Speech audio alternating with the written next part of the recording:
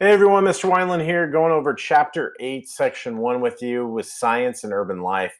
We're going to kind of go into the city life again, kind of continue to talk about the growth of city life. We talked about this briefly in the previous chapters, but we're going to go into a little bit more of the technology really helping with the growth of cities. We see basically what's happening is one of the biggest things that had happened in New York City was the creation of the Brooklyn Bridge. I think we briefly talked about this in chapter 7, but it really was a massive structure that basically was able to cross so many miles across the river between Brooklyn and Manhattan, because both of these islands, had been separated. And so, in order to get to Manhattan or get to Brooklyn, you had to do it by ferry and to cross the river. But with the Brooklyn Bridge, it helped connect the two, and or at least connecting to the island of Manhattan. And so you would see that New York City would then open up in 1883. It took 14 years to build this thing. I mean, it's a big suspension bridge, and it needed a lot of work, a lot of bricks, a lot of just ability to make it architecturally work. But 4 years later, you're seeing trains are being run across it. The bridge 24 hours a day, carrying more than 30 million travelers each year, connecting the suburbs to the city. With these innovations, you're going to see that this is going to help open up American life and really make New York City the city it is today. But cities were expanding, they were growing, they were getting just not only outward, growing outward. I mean, this is always happening with cities. They're always absorbing new land and creating new structures. But with New York City, it's growing so vastly, it's not growing exponentially outward, it's growing exponentially upward. And we're seeing, because of the populations, there needed to be more structures, more buildings that could hold more people. And so what you're seeing by 1870, only 25 American cities had populations of 50,000 or more. But by 1890, those 58 cities, that would go move up to 58 cities. And then you're going to see millions upon millions of people eventually growing in other cities like New York City. And by the turn of the century, the 20th century, you're seeing industrial jobs are growing, and you're seeing that 4 out of 10 Americans are actually make their home in cities. So technological advances had to be increased in order to hold these people. So when it came into communication, transportation, and ultimately space, so this is going to cause what we know as the skyscraper, which is your definition here. So architects are building taller buildings, buildings that are able to take up about 10, 20, 30, 40 stories high. They're really testing the boundaries of how high they can go with their skyscrapers. There's two major factors that allow this to happen. The invention of the elevator, that's one that was key, because getting people to go up the stairs or down the stairs. I mean, that's a lot of people. With the invention of the elevator, made it a lot easier to scale upward in these buildings. And then steel skeletons, because as you get higher, you have to have something strong enough to bear the weight. And sometimes when it came to wood and structures and brick, that's a lot of weight. That is a lot of weight to bear. And even with wood foundation. So in order to make this work, the steel industry made this was key. And we talked about this with the Gilded Age. As steel was rising, this the need for it was rising. This would also mean that other things were rising, like buildings. And steel, as they realized, steel was strong enough that if it was built correctly, if you build your foundation correctly, you can go higher and higher and higher. It's like Legos, man. I mean, if you could build a large tower of Legos, but if you don't build it right, it's going to fall down. So same with these architects. I mean, they still had to figure out the physics and make sure everything was to scale. But if you did it right, the steel was strong enough to hold its weight. And so we see an 1890 to 1891 architect, Louis Sullivan. designed the Wainwright Building in St. Louis. The skyscraper became America's greatest contribution to architecture. And skyscrapers solve the problem as far as capacity, expanding space. Now you have the ability to build larger, bigger, taller buildings that could hold more people. And Daniel Brunham designed a slender 280 foot tower in 1902. The Flatiron Building and other new buildings were symbols of optimism of what you can do um, with these types of innovations. Also, we start to see electric transits.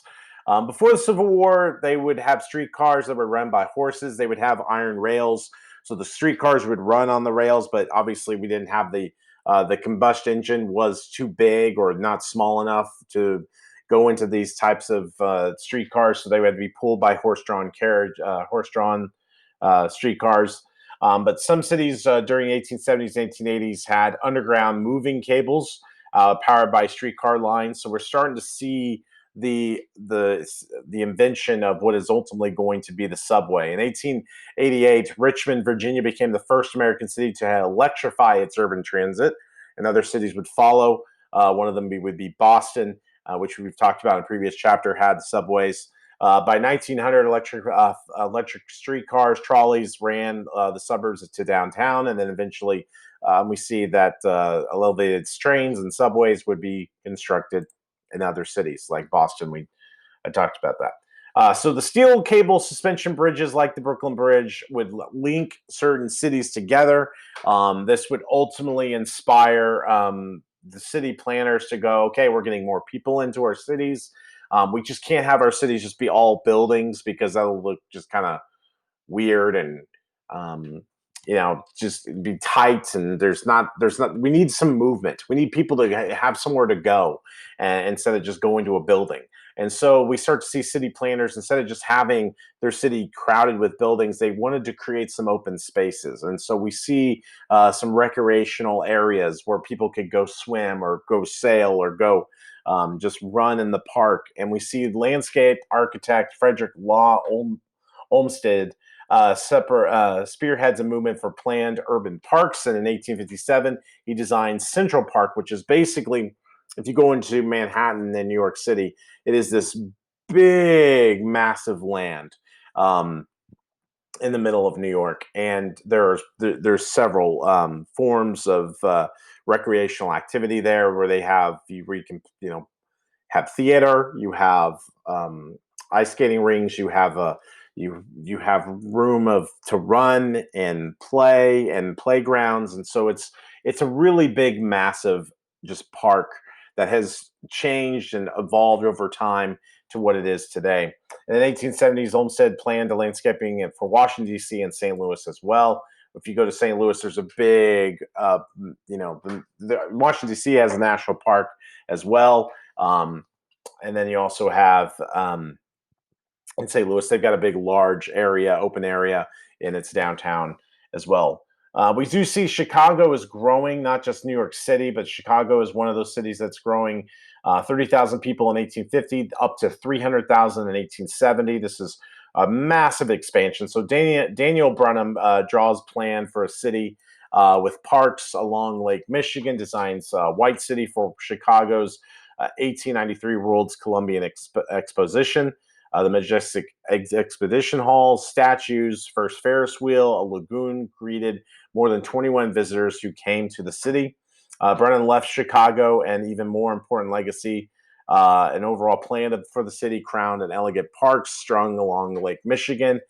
We'd see that because of his success with the city, that you have a lot of inspiration in today in Chicago, where there's Michigan Avenue, where they have a lot of the department stores there, and a lot of shopping and just activity down there in Chicago.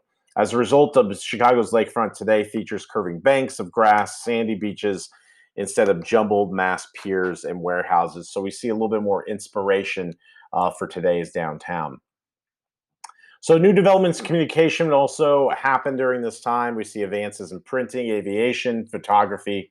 Um, One of the things that would happen is the printing press is getting better and better. I mean, the printing press, uh, you know, would happen in the 1400s in Germany, and Gutenberg with the invention there, and because of that, it would ultimately create massive books and then eventually, printed notes and papers.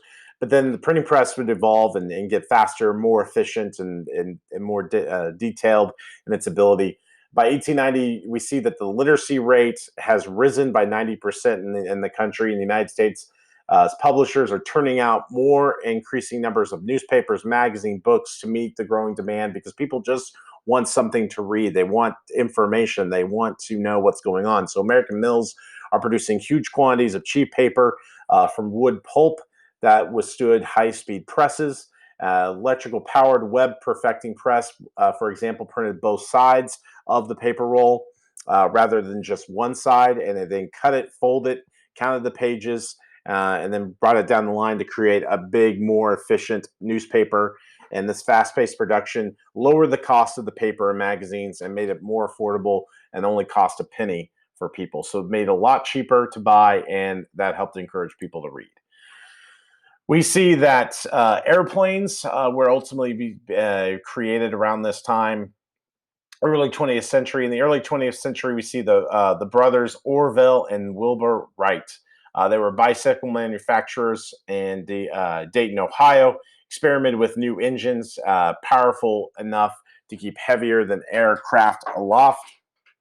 Um, they wanted to build an airplane, and so the first Wright brothers built a glider that commissioned a four-cylinder internal combustion engine, chose a propeller, and designed a biplane with 40 for wingspan. Now, the one thing that people don't talk about with Wilbur and Orville is that a lot of their success about these guys is that they were pretty smart. They were, they knew a lot about.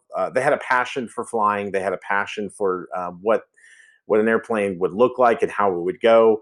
So they were very much trying to get this off the ground. Haha, the pun there.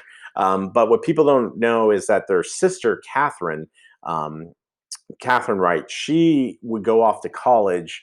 And because of her success of getting an education, she was able to come back and help her brothers get the information, the research that they needed to be able to make this work. So we credit them for their success because, yeah, they were pretty smart. They were able to kind of build things. They're great at building things. But as far as the science and how it all worked, I think their sister should get a little bit more credit than that, but she doesn't. Yeah, because they're the ones who built the plane that was able to get the first successful flight. And so their first successful flight was on December 17th, 1903 at Kitty Hawk, North Carolina, which covered 120 feet and lasted 12 seconds. And within 2 years, the Wright brothers had increased the flights to 24 miles. So they were able to kind of test the boundaries. And ultimately, because of the Wright brothers, their inspiration was able to show that flight was possible, that airplanes were possible. And by 1920, it convinced the potential, be convinced of the potential of flight. U.S. government had established its first transcontinental airmail service. So that's because of the Wright brothers and their sister. So also in other technologies, we see photography in the pre-1880s. It was very difficult to take a photograph because the equipment was heavy. You kind of had to make sure that you had to have this big machine that you could carry around that could be able to take the photo and then process the photo. And the other thing is because of the lighting, the lenses, and everything, you couldn't move. You had to stay still, and it was a very difficult thing. But George Eastman would come in and he developed not only a lightweight equipment, but he would use flexible film that made it possible to that would be possible to be able to process the picture. He used certain chemicals that would be able to process it a lot faster and also absorb the light or the exact light that you need for the film. And then so that once you captured that picture, you can then go take it for processing to create your photos. That be a lot faster. In 1888, he introduces the Kodak camera. $25 included a 100-picture roll of film, easy to operate. Millions of Kodak cameras After taking the pictures, the photographer would then send the camera back to Eastman's Rochester, New York factory for $10 pictures were developed and returned to the camera with a camera reloaded. So it was a genius idea. It made sense. It was efficient and cheaper, and people loved it. And so we see that the camera also helped create the field of photojournalism, where reporters could take their own photographs, photograph their own events as they occurred, and ultimately opened the door for much quicker, faster pictures to be put in the papers. All right, that's going to do it for section 1. We'll see you for section 2.